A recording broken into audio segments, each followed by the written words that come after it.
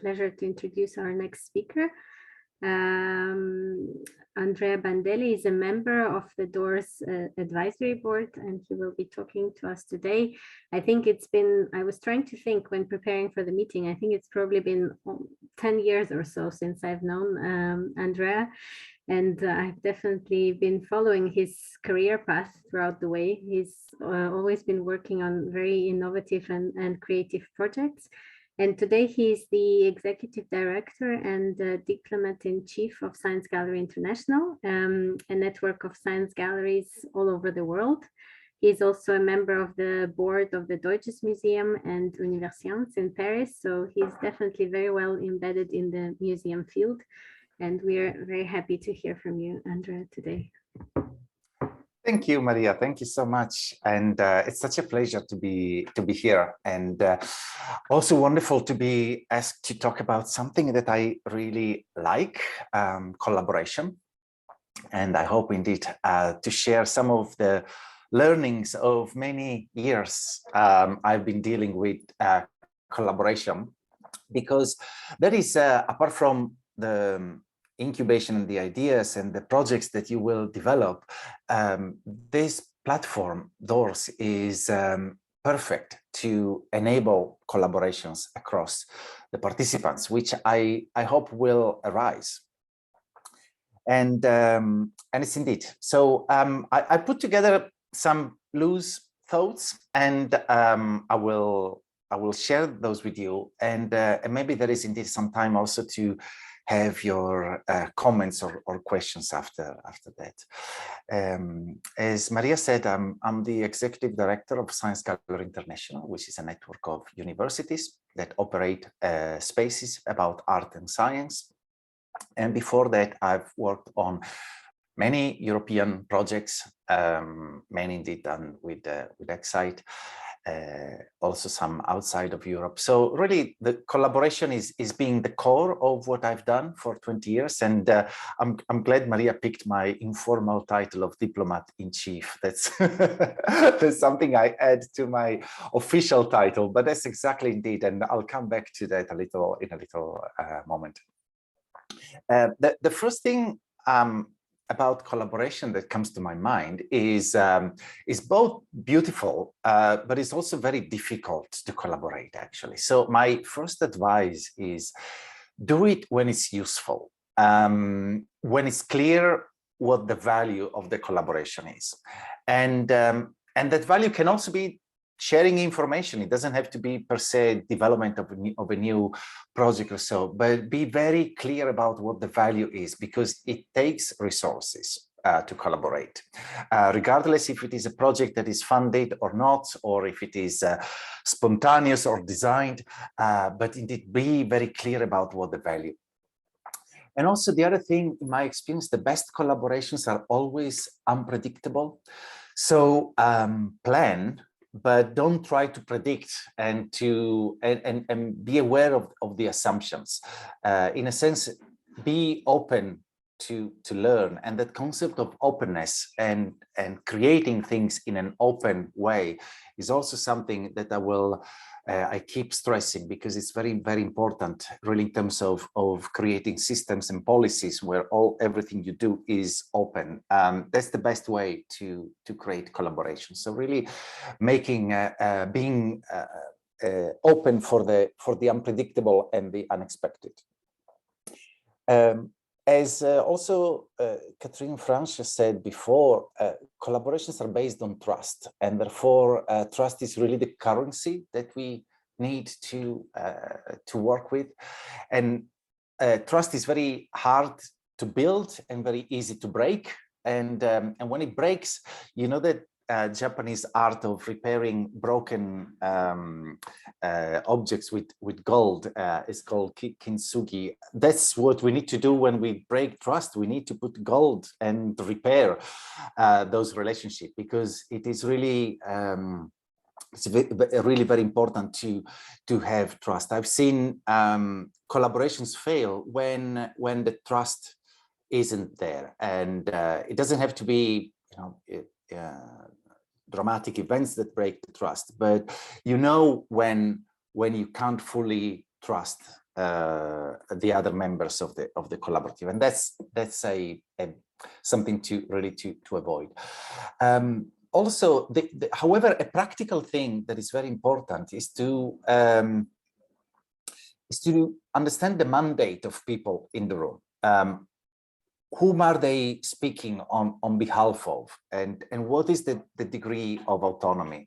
Again, it's very important to know if people can make decisions without having to ask other 3, 4, 5 layers of power above.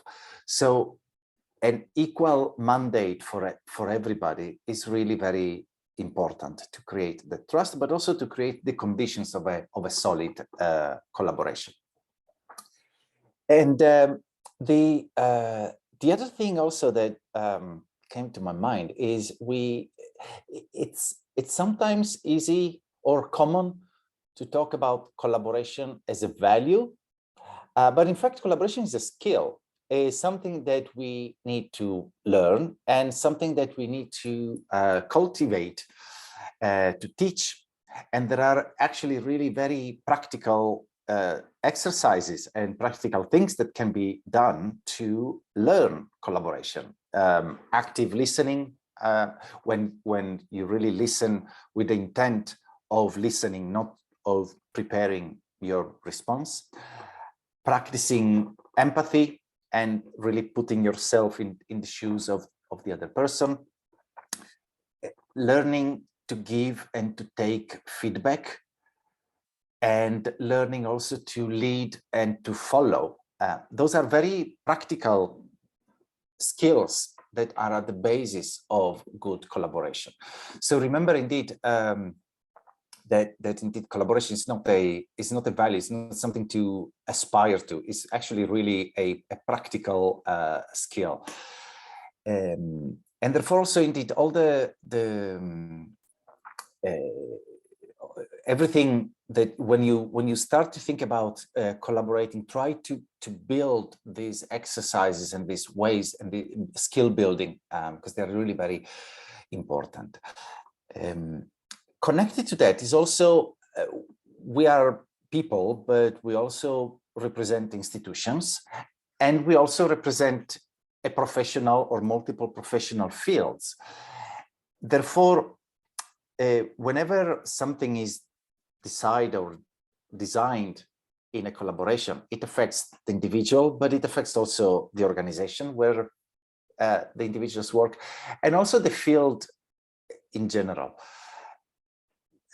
Just in the previous hour, you had a perfect example of this when we were talking about European policy and institutional policies, and then personal connections and personal qualities and likes and dislikes and so forth. So again, try to keep this 3-layer approach when engaged in a collaboration. Think always what's in for me, what's in for my organization, and what's in for the field, and how can you influence those? Because indeed that's very important to have to remember that the good collaborations are when all these 3 layers are in sync. And one of the things I was asked also to share what makes me sometimes what makes me angry or disappointed, and I thought one of the things that I am confronted, and it has to do actually with the concept of openness, which I mentioned before, is that I say, you know, a wheel is round regardless of how you reinvent it. And I see many times, especially in the cultural field, there is a tendency and there is a pride to claim ownership, or to want to show the ownership of doing something, even if it is done before. And that makes me think that it's very important to share the process and not to be really proprietary about the results, because the results indeed can be reimagined and innovated, but the process is really what is important. And try to be indeed as open as possible in sharing that, because it's a great sign of intellectual humility. Many times I'm confronted with people that say, well, but here is different and here things are different. And when you have a global perspective, you see that actually there are not many differences. Of course, some, but much less than people think of. And therefore, being able to really be humble about our processes and sharing what we learn with without the assumption that you need to do things in a very different way.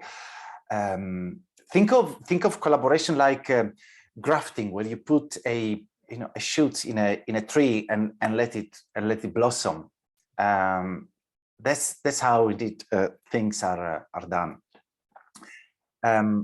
Another thing that makes me a little bit angry, and I joke because it's not really angry, but that sentence that good artists copy and great artists steal, that was quoted in many different ways, and probably one is Steve Jobs mentioning this as a quote from Picasso, but actually it's a very, very longer history, this quote. I think it's very problematic because it's still very common that we tend to steal great ideas and implement those. I think this is really the time where we need to make things open so that they can be openly copied and stolen without, and actually really being proud of that process. But only if you make what you do open, then you take out all those issues of asking and making it unclear how things are transferred. So it starts actually from the developers to make it so that things can be copied and taken, and possibly actually really done together rather than simply moved intellectually from one place to another. A few things that because indeed the act of, however, copying or stealing when it's not appropriate is really a major trust breaker. So there's something indeed, that's why I'm uncomfortable with the sentence, because it implies something that really breaks the trust rather than building trust. So how can we do that? And the other thing is, in a good collaboration, both contracts and commitments are necessary. But they don't imply one doesn't imply the other. So many times there are collaborations that are based and where there are very clear contracts. But even a very, very solid contract will not buy indeed the trust and that commitment. At the same time, a good commitment, if it's not organized, it can lead to a little bit of anarchy. So both commitments and contracts are necessary. And the role of diplomats is actually really very interesting and very useful. I found also, I used to ask whenever I was dealing with a big organization, who's the diplomat? And usually it's not a formal position, but there's always somebody who's able to make sure that everybody can speak to each other, even when the relationships are a little bit complicated, and somebody who can bring any kind of message in a very calm and way. So think indeed of the role of the diplomats, and whenever there is a collaboration, there should be also one or more diplomats involved. And finally, the last thing is that it's another way of saying this: pressure makes diamonds.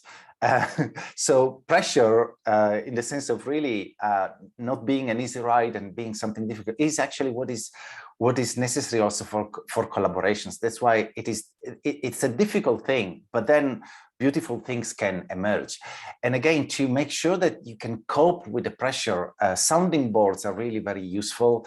They are very useful to identify what are the pressure points, what are the difficult moments, and also to make those leaps forward. So these are indeed just some kind of random thoughts about collaboration that I put together. And maybe in the last few minutes, if anybody has questions or wants to ask further, I'll be more than happy to respond for that. Otherwise, I would just remind that at the basis of this, respect is really very important, and that courage that Veronica was mentioning at the beginning, maybe indeed a great way to summarize the value of collaboration is to put together respect and courage, and off you go.